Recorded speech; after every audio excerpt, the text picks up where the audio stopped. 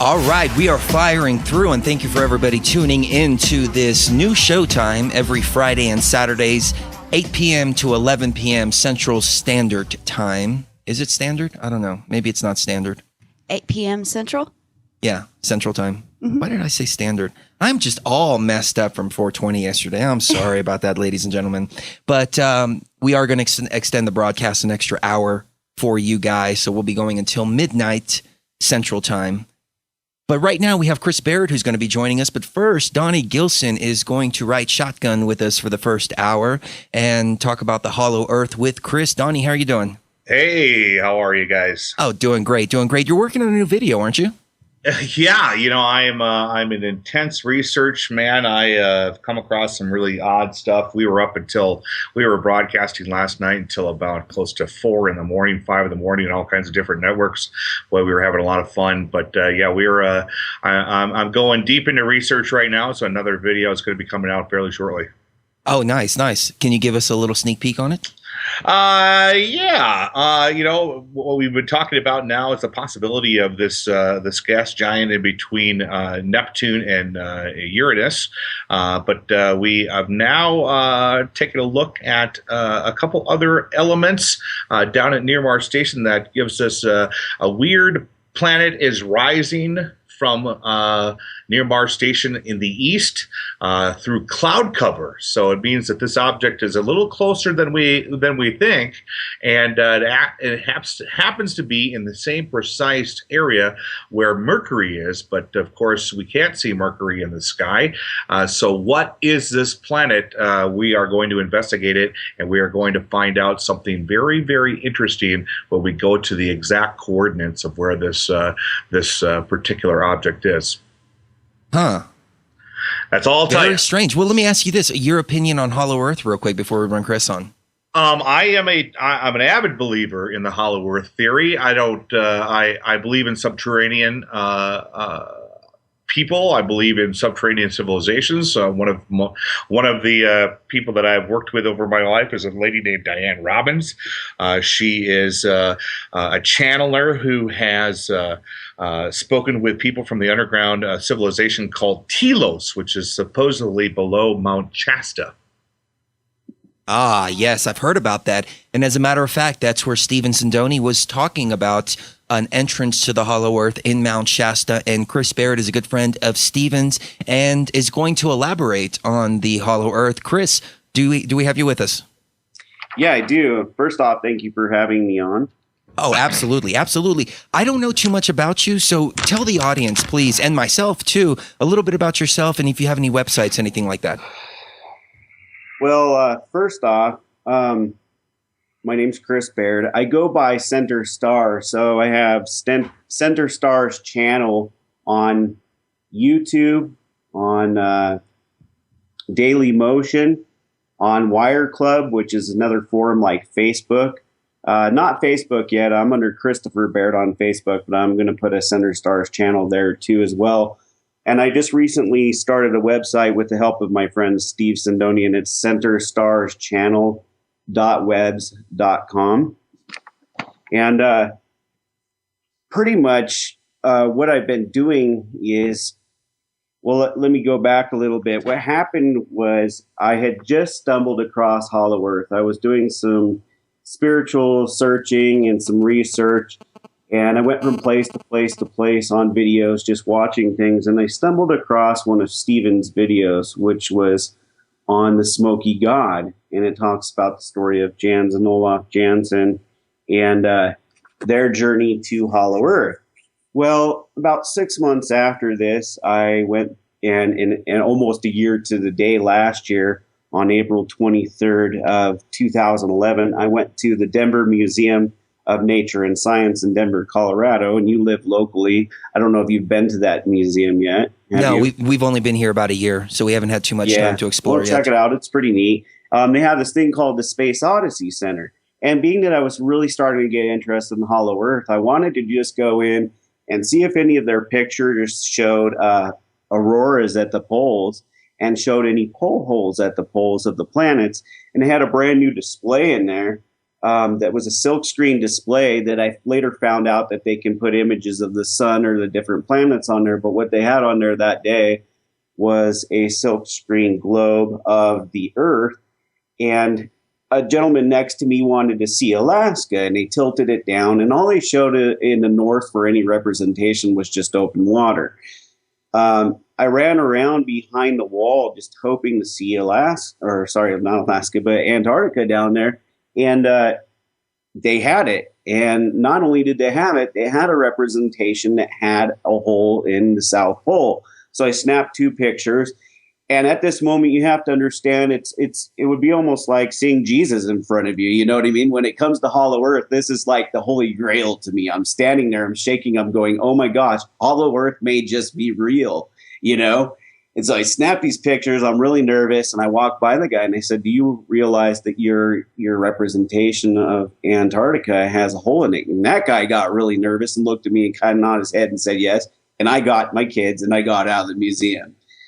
So after that, this last year, I about September, October, there was that crab fishing show on TV that we all know about on a certain channel about Discovery. And there was a picture on there of the North Pole, and it showed an indentation at the top where the central rotational axis is. And there was a big, huge hole in what I later figured out after doing some research was Baffin Bay, a gigantic hole with steam coming out. So I had already been looking into Hollow Earth and all these things, and I started to remember as a child wondering where did the North Pole lights come from, and some of the biblical references. I always wondered what was this pillar of light, or in other words, the firmament that God used to divide the waters from the waters. Could it be the North Polar lights? And I started thinking about all these things, and I thought, you know what? I need to start thinking about how this actually works more than, is it real or not real? To me, at that point, it was real.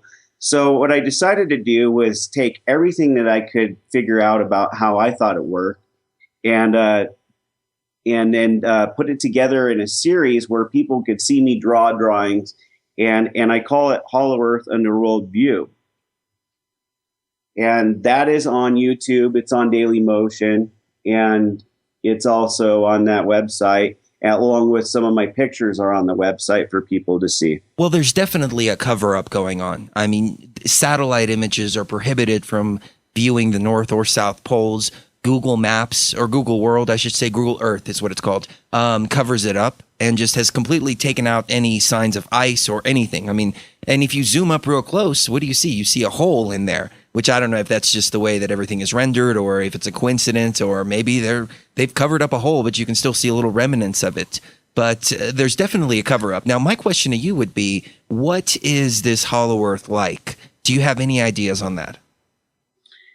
Well, first off, you have to understand there's 2 different theories on the way it works. Now, Galileo is reported to maybe have been the first to suggest that there was a hollow Earth, but this would have been during the time that he was the time that he was under house arrest. See, he had put out his theories about the sun not being the center of the Earth not being the center of the universe anymore, but the sun was. And he was tried for heresy, and he was found guilty. If he'd been a woman, he would have been burned at the stake. So they gave him a slap on the wrist, really, for that time that day. He was pretty popular. And so he backed off from it. But then a couple years later, he decided to go right back into it again. And they retried him, and this time they put him under house arrest. Well, 10 years later, Sir Edmund Halley was born. And Sir Edmund Halley actually put out in the public the Hollow Earth theory. And there's a really famous picture of him holding like a globe, and that globe's cut up open. And what his kind of idea was, as far as I can tell, is that the Earth is like an onion, and you take out every other layer of that onion, and you have multiple layers all the way through the Earth with a center sun inside of that. Then there's a second theory that's just that there's a floating crust around this inner sun, and then that's it. And that's the one that I go with. And for people to get a better visual of this, just Again, I don't make any money doing off of doing this, and I'm going to throw out somebody else's video so that your viewers can look and see exactly what it looks like. Look up Hollow Earth 3D on YouTube right now and pull up that video, turn down the volume so you can hear the show that's going on. And there's a good, actual, well-done video that's going to show a cutaway of the Earth and show that sun floating in the center and what it looks like with the crust. So, wow. Donnie, any thoughts on that? I know you posted some coordinates. Yeah, I just shot some coordinates to the Hollow Earth entrances down there in Antarctica. These are man-made or alien-made entrances. Of course, one looks like the Darth Vader helmet. It's kind of odd-looking. But there's been several discussions in regards to subterranean type of, I mean, Hitler himself people, have stated that Hitler escaped World War II, took a submarine down to South America. At that point, he caught a ship. They sailed to Antarctica, and at that point, he went and took refuge in the Hollow Earth. I am a true believer. Since I started in college back in the 90s, I really started investigating the Hollow Earth, and I am more on the lines with your guest's assumption on the second hypothesis as well. Well, Oh, sorry. Go ahead. No. Go right ahead. Go ahead. What I was going to say is that once you understand that there is this idea of Hollow Earth, you have to throw out a few assumptions. One of them is this Pangea idea, where we had all the body of land in one little landmass and an ocean all around it. Okay, that goes off the assumption that we have a solid Earth theory. But once you understand it's hollow, you understand that due to centrifugal force, the crust of the Earth is slowly moving out. And it would start out slower at the beginning, and it would speed up as the crust started to thin out. And what we find in the Pacific Ocean is that in the Pacific Ocean, the oldest seafloor that they've found in the Pacific Ocean is 70 million years old. So just prior to the extinction of the dinosaurs. All right. And before that time, as we know, there was a time where most of the Earth was completely covered in water. So there's another theory, and I'm not going to go into that whole thing, called expanding Earth. And that's another theory that I follow rather than the idea that we are on plate tectonics just floating around at random. I think that we're in the same position. However, the crust has expanded over time and the oceans are slowly falling away and into these depressions that are built up. That's interesting that you state that because what we, Chris Gio and I have, and Sheree have talked about in time is this new image of the Earth that came out recently in regards to NASA's look at what the Earth looks like. And the Earth, we came up with two theories. Either the Earth is expanding or the Earth is actually shrinking. And there's a very good video out on YouTube in regards to the expanding Earth thought process and theory. And actually, the guy who created that, I don't have his name off the top of the head. I had an in-depth conversation with him. He's out in New York. He's a comic book. He's actually a comic book creator, but he's the one who basically came up with talking about these plates as they move and they expand, and the Earth itself is actually expanding almost into an egg shape.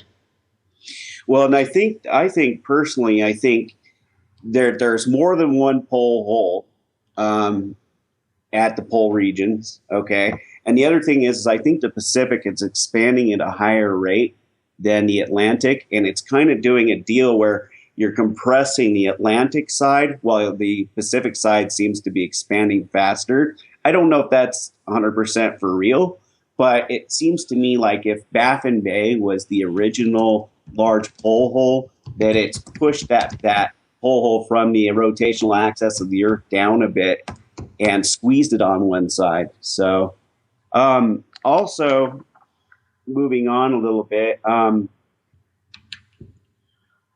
had some ideas, of course, Olaf Jansen called the inner sun the smoky god. All right. So we know that it was smoky, and we know that it was dark on one side versus the other side.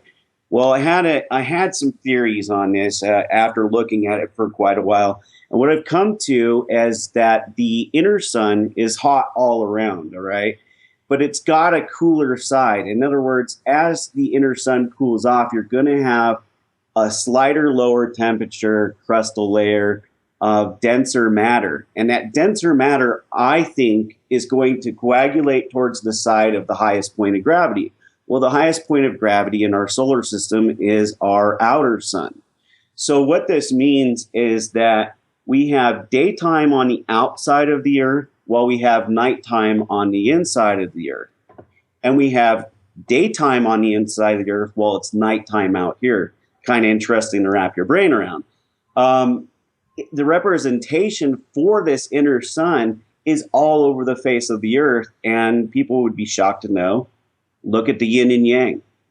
Look at in Lhasa, Tibet, they have tons of yin yangs that are around with circles around them. And I think that those are just the mandalas and some of those other things are just representations of the hollow earth. And interestingly enough, you mentioned the Germans they went down there in 1936. And yes, I can't name the guy, but one of the guys said, my Fuhrer is safe and he's in a land underneath the ice. Of course, we know that's New Swabia. But another thing they did is racial profiling, trying to find the Lemurian ancestors in Tibet. And they actually went to Lhasa and to Patala Palace.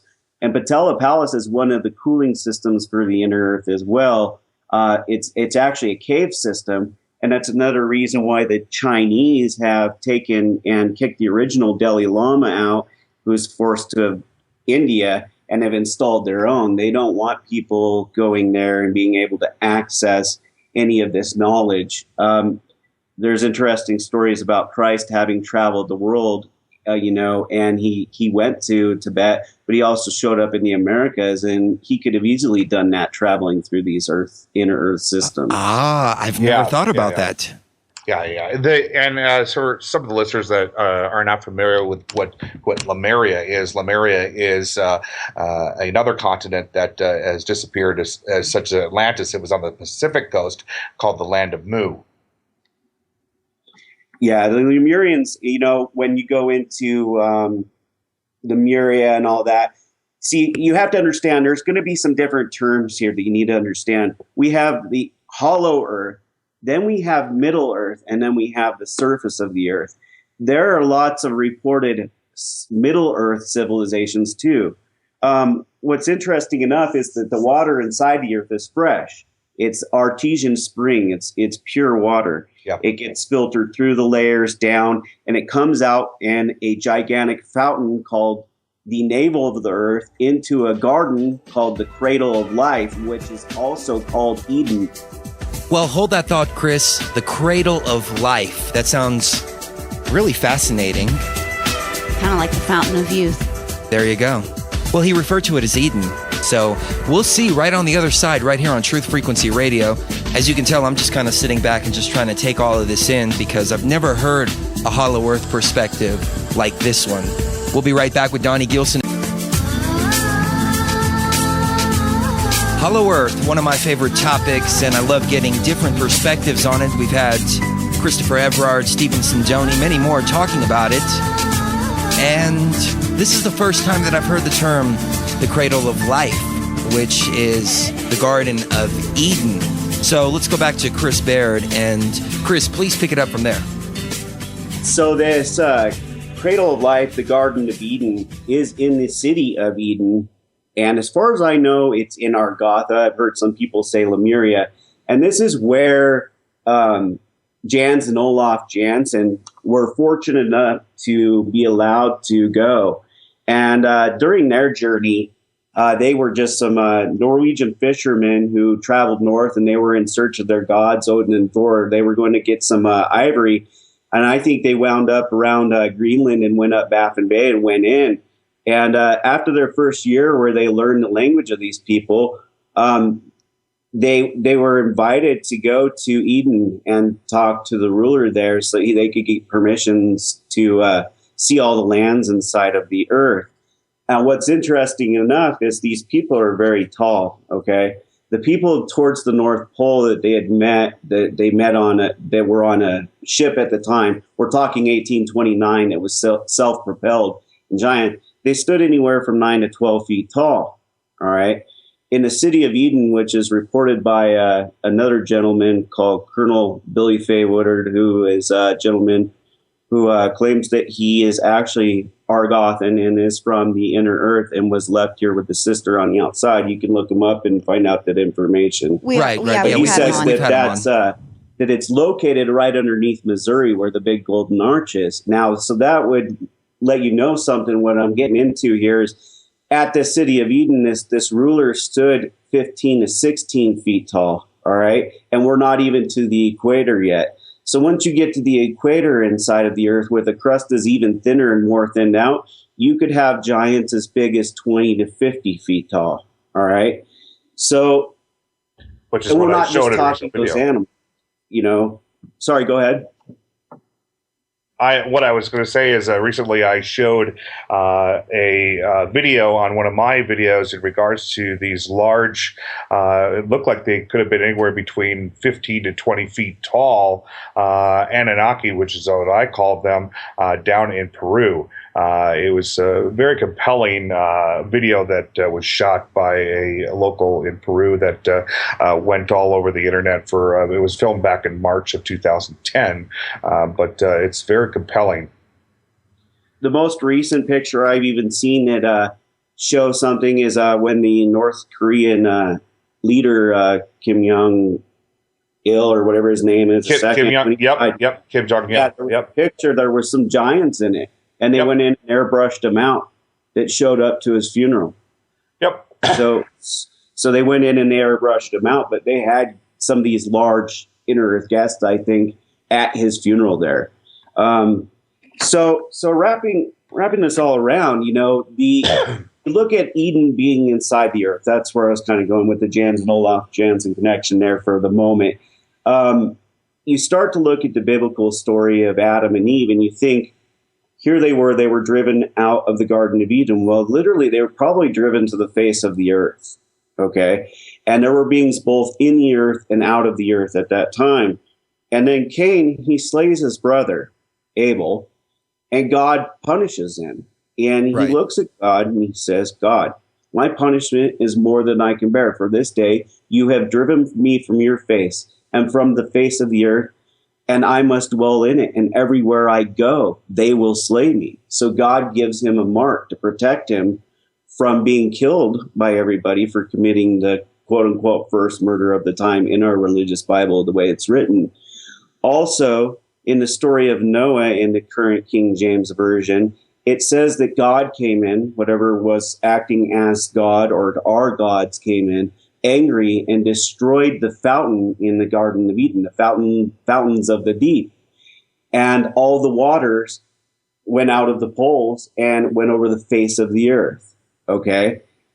So if you look at it that way and you think, here we have this gigantic artesian spring that's feeding 4 gigantic rivers that, due to centrifugal force, if you do a little scientific experiment at home, you put water in a cup and you spin it, the water wants to climb out, okay, of the glass. Well, it's the same thing in there. Slowly, the waters from this giant fountain, they climb up and out of the poles and go to the surface of the earth, and then they're sucked back down through the aquifer.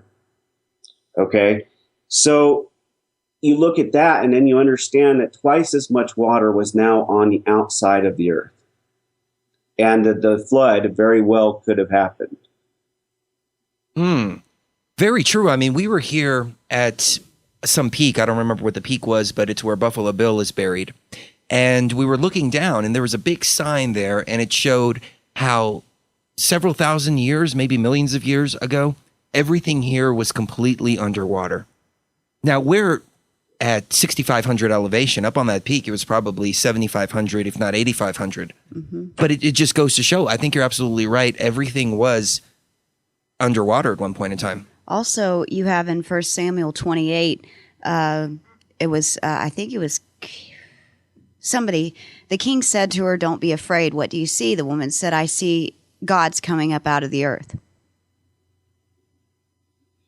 Ah, very interesting. We have Stephen Zindoni joining us as well. Stephen, how you doing? Stephen. Up. Okay, I think he's there, but I think he's still muted up. But Chris, do you want to pick it up? Well, let me see where we're at here. I have a little list of stuff I'm going through, so I want to make sure I hit it all. Oh man, it's fascinating so far. Going back to the inner sun and the outer sun and the day and night, I want you to kind of visualize us on the outside of the earth right now. I want you to think about the fact that you have a crust below you, an inner sun, another crust, and then at nighttime, you have the outer sun. Think about that gravity and how it pulls down your body, okay? And also the gamma rays and how it hits you, okay? So that's a lot of gravity and negative direction pull on your body. Now, remember, I told you it's daytime in the earth during our nighttime and nighttime during our daytime, okay? So if you imagine now you're standing on the inside of the crust during your daytime, all you have below your feet during that time is the crust. Right. Underneath your feet. Above you is the inner sun.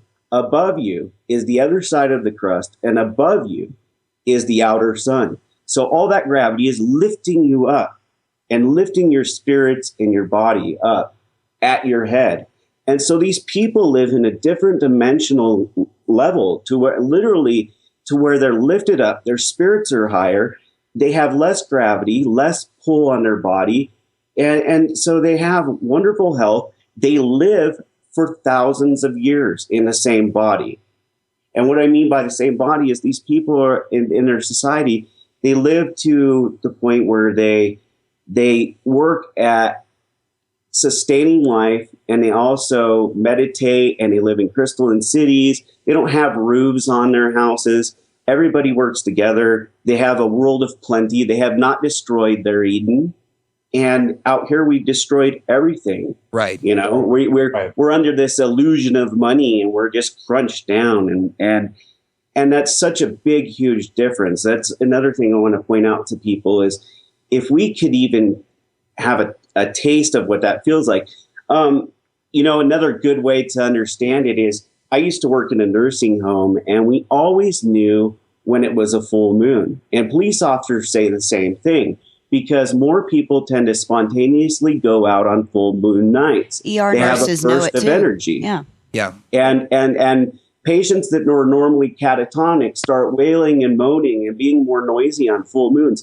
It is that feeling of upliftment that you get even for a few hours during a full moon where the gravity is actually pulling you in another direction that they're experiencing, and you can visually see, and you can walk outside and, hey, yep, it's a full moon. What do you think about the idea that the gravity is actually in the center of the crust? Because that's what Brooks Agnew theorizes about. Well, there is gravity in the center of the crust, but there's also gravity at the sun. So not everything coagulates to the center of the crust, because you also have that extra pull there as well. If everything pulls towards... What he was going into is he just read the Smoky God and kind of took the basics of the information there. I have my opinions on Brooks Agnew. I'm not going to go into all of those things right now on your radio show, but I kind of think that he takes everything and takes it at face value and doesn't think much more into it. He's kind of like the hero coming in, and he wants to do this polar expedition more for the fame than he wants to actually understand how it works. There's a lot of people like that out there. Possibly, but I've always seen him more as a scientist rather than going into too many theories. A lot of what he says is based on the little bit of fact that we're able to find out about the way the earth is formed. Yeah. Stephen, do we have you with us? No. I think still having some technical difficulties there. Okay. So really quick, I also wanted to go into Olaf Jansen and Admiral Baird. Okay. Have you ever heard of Admiral Baird before? Yeah, absolutely. Okay, so you know that my specialty. Olaf Jansen is the person I would give credit with finding Hollow Earth and making it out. The poor man was thrown in an insane asylum by his uncle after he got out and told the truth about what he had found. But then we have Admiral Byrd. And in 1936, interestingly enough, I found that he was invited, and this is on Waikiki, he was invited by the Germans to join them in their polar expeditions, but he declined it because he was a United States man. And then he had his flight inside, and what he was told in there was, hey, we need to drop nuclear weapons, we need to not do this and everything else. Then he went back to the United States and told him that, and they said, you're going to take an armada and you're going to go fight the Germans and you're going to get control of this situation. And he went down there and we got our butts handed to us. And what's interesting about that is very soon after that, we started doing polar flights around the poles with nuclear weapons and putting bases there. But they didn't really have a good, interestingly enough, they didn't have a good reason for that. So their reason was to call out a Cold War. And the reason that I think the Cold War is just a ruse, or was a ruse, to keep the society in fear was so that they had reason to have these nuclear weapons at the poles. Interestingly enough, I saw on another TV show where this guy brought in some missile keys to a pawn shop, and the missile keys were Russian. And the expert came in and said, "What's interesting about these is they're made of titanium." And America didn't have titanium during the Cold War, so Russia secretly gave NASA and the government here the titanium that they needed. And I thought, who does that? You know, if you're in a fight with your neighbor, are you going to go over and give him a gun so you guys can have a shootout? Right. You know what I mean? Right. We're not going to have Russia giving us titanium unless secretly up at the higher echelon, you know, that they know that we're really not at war. But to the general public, it was real. So that the more digging I do, I just find out that the Cold War was nothing but a ruse. That the Ruskies were on our side, really at the top levels. Donny, you said your specialty was Admiral Byrd. Do you want to go into it a little bit? Sorry, I was mic'd there. Admiral Byrd, one of the great naval officers of our time, what he said when he was flying over the North Pole, and some people have said that the logs have been debunked, but he wrote some very specific things as he flew into what he called the Hollow Earth. He had stated that he had saw mammoths, he had saw dinosaurs, he had saw trees that had that were as high as skyscrapers. He was very vivid in what he was journaling as he flew into this hole above the North Pole. As he flew around, and actually the only way that he could fly in is he had to kind of arc the plane and kind of circle it around in a circular formation because of the way that the actual hole itself was set up. It's you had to be very good at aeronautics to get through it and out of it as well. But I believe that Admiral Byrd, and as you look deeper down into the history of all of this, I mean, the Navy itself wouldn't have done their excursions into Antarctica if it hadn't been for Admiral Byrd. I don't believe it. I think that purely the intelligence that was given by Admiral Byrd at that time is the reason why we are in Antarctica at this time. Well, and I isn't think it true? There's a lot to do with the Bureau as well and the Hollow Earth. Isn't it true that Prince William was sent to do patrolling down by Antarctica? He might have. Yeah, With I think the I remember RAF? reading I that. think he did, actually. Now that let me see if I can find that for you guys here. Well, I Royal was going to Air jump in Force, with this. We have a set of birds down there that rather than flying south for the winter, they fly north. And they just disappear. Nobody knows where they go. Yeah, if Stephen wasn't having mic tech difficulties right now, he could go over that. But it's called the Arctic Tern. He just typed that out for me here. Okay. Do you want to elaborate on that a little bit?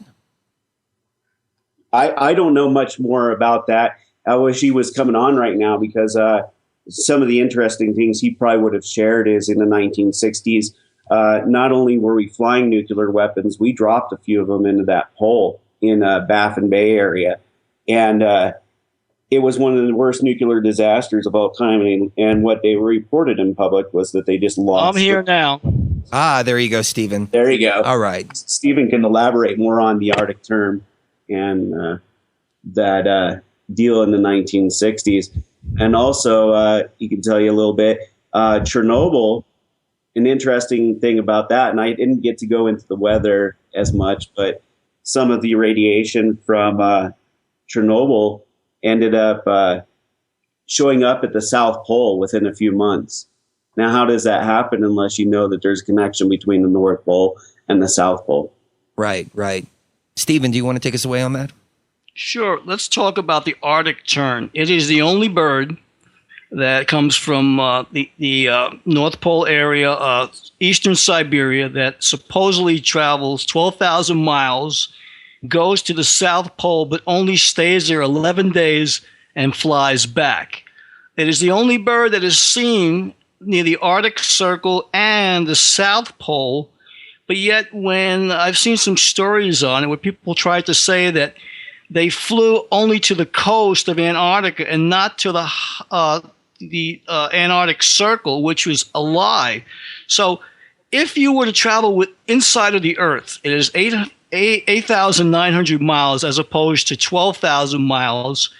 If this bird flew at 45 miles an hour, it would take it 11 days consecutively. What they try to tell us that this bird goes from eastern Siberia and stops for 30 some odd days in the North Atlantic and then goes on further, makes its way going down towards Antarctica, but only stays there 11 days, which I find preposterous to believe in. But it is my view and my belief that if we were to tag this bird with a video camera and a tracking device, what we would find out is that this bird does not travel on the outside of the Earth at night as they try to make us believe, but in the interior of the Earth and comes out on the South Pole exit.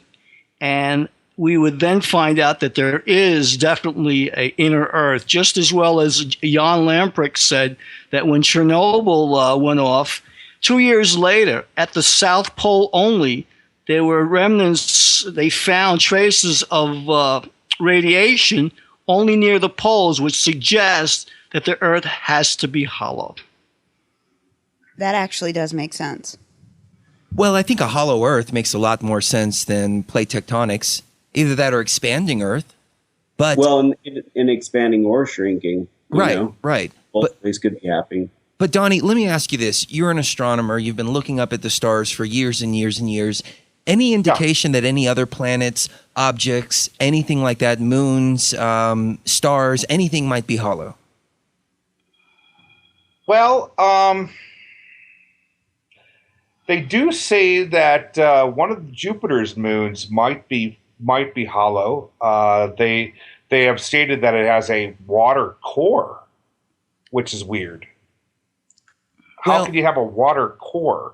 If I remember correctly, NASA fired a rocket up to the moon. Yes. And the moon actually rang back, denoting it that rang it's like hollow. a bell. Yeah. But then there's the other line of thinking that the moon is completely artificial. But I think a good piece of evidence would be to show another planetoid object, moon, anything like that, which is also hollow, so we can turn around and say, okay, well, it is possible for planets to be hollow. If you look hard enough, you're going to find the pictures on YouTube. Look up South Pole from outer space, and you're going to actually find one where it shows the South Pole of the moon from outer space, and you can see a concentric bunch of circles going into a dark spot at the base of the moon. That's obviously a hole in the moon too. One of the things I proposed as a theory on this hollow Earth theory is that not only is the moon hollow, but I believe that one side of the moon is more dense than the other side, and that's why the moon seems to always face in one direction.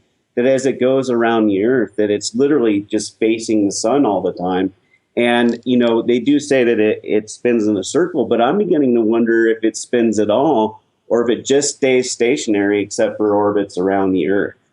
and always faces the outer sun in one direction, because it's cooled with one dense side that's more dense than the other. Well, Chris, to add to that, Ken Johnston from NASA, he himself has told me that he believes that the moon is hollow based on his research. So there are people like himself. You've got other people who are from that program who are aware that the moon very well may be hollow, as well as some other planets in our solar system. Well, I was just reading something right here. It was talking about all planets being hollow. Oh, yeah. The moon, all planets. I had a guy email me, and he said he was from Greece, and he wanted to tell me that in their mythology, that Saturn is called Kronos in Latin, and it's the home of Zeus and the gods. Right. And that they came back, and that they were the ones that actually fought with the Anunnaki here over us and destroyed the fountain, causing the flood to flood the face of the earth, because they were upset that we are like their cousins, but we're a lot smaller, and they came in and they kicked out the bullies. I've heard that before. Whenever I was a kid, my science teacher, our science teachers were private school science teachers, so they were obligated to provide the religious version of history. And she said that there was a flood because there was a canopy that was hanging over the earth. And when God got angry, he poked a hole in it real quick. And it all came tumbling down and killed all the people. And I was like, wow, that's horrible. This is why I have found more dropouts to be a lot more intellectual and more educated than a lot of scholars that I've talked to. I want to touch something really quick before we run out of time. It's really important for people to understand. When I was a kid, I always used to wonder, how does cold air, steam, or evaporation from the ocean make it up to the North Pole and then create snow and weather and come back? Because my science teacher always told me the weather forms at the poles. Well, what happens is warm air is rushing out of the earth, and it's warm, steamy, tropical air. The inner earth temperature hangs at about 75 degrees, give or take a couple degrees Fahrenheit constant all the time. Okay, it's tropical paradise in there. And this warm steam rushes out while cold air rushes in, and that is what flash freezes in the snow. It's also what gives us our wintertime strong west to east directional wind pattern in the north and the opposite in the south.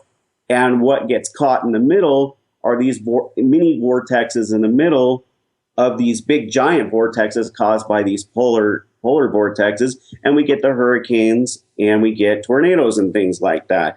What you'll notice in the summer is clouds can go anywhere they want. They kind of mildly, slowly go from west to east, but sometimes they can back up and go the other direction, where they can't do that in the wintertime. In the wintertime, it's strong west to east, and that's because this polar vortex is in full swing. So just wanted to throw that out before we ran out. I would just like to add, driven by the need to keep the inner Earth sun in check, because if it didn't have this cooling system between all these large cave systems in the world and these polar vortexes, it would heat out of control. And what keeps that inner sun hot is the tug of the moon going around and pulling it against the outer sun gravity. It stretches and squeezes it, and stretches and squeezes it. It is not a gamma ray sun. It's just a big ball of whatever was the heaviest that transferred to the middle. It's everything just like we have here. And what's interesting is that salt is rare on the inside of the earth, but gold, crystal, all the heavy metals like iron and nickel are not. There's an interesting deal where the Hopi Indians would trade to Middle Earth. Remember, I was telling you that there's Middle Earth and then there's Hollow Earth. They would trade to these ant people in Middle Earth salt in return for gold. And then the gold would go, to the outside, and they didn't need it. So they would stockpile it, and guess where our government put their base? Right on top of the Hopi Indians' land, and confiscated all their gold. Right. It's almost as if they look for things like that. They had a gentleman who found a bunch of gold in another area just north of the base in the 1920s, and gold bullion was illegal to own. He asked for rights to the land, and guess what? The government expanded their base right over the top of it. But that, you can look up that archival Unsolved Mysteries show, and that's real. You know, also too, Chris, I like to say here, I've got a video out on YouTube called Arctic Secrets Revealed, and it's regarding Olaf Jansen's eyewitness account. He claims there are many rivers, entryways from the Arctic Circle region. There are over 12 rivers that are there up in the Arctic Circle, all fresh water, that all go in to the inner Earth. You know, hold that thought, guys. I'm going to bring you on for the next 3 minutes left. Chris, anything you want to leave the audience with? No, just thank you for having me on. Hopefully we'll get to talk again soon. We'll do another short show down the road. But anyways, the main thing is Center Stars Channel everything. So centerstars.channel.webs.com and Center Stars Channel at YouTube, Daily Motion, and Wire Club, soon to be Facebook. Thank you. Excellent. We appreciate it. Steven, your websites? My website's, StevensWorldTV.com. I'm on YouTube.com /WEBFLIXS Guy, Webflix Guy, and YouTube.com /Sindoni Productions. Excellent. We appreciate it. And Donny Gillson, tell us what's coming up for 32 Degrees of Insanity. Well, we're, you're just going to have to tune in to see on Wednesday and Monday, 9 p.m. Pacific Standard Time, going all the way till midnight on Freedomizer Radio Network. Excellent, Donny. We appreciate your time this evening. Hey, man, no problem. Anytime. Thanks. Thanks to the great round panel of guests we had this evening, ladies and gentlemen. And don't go anywhere because we still have 7 coming up.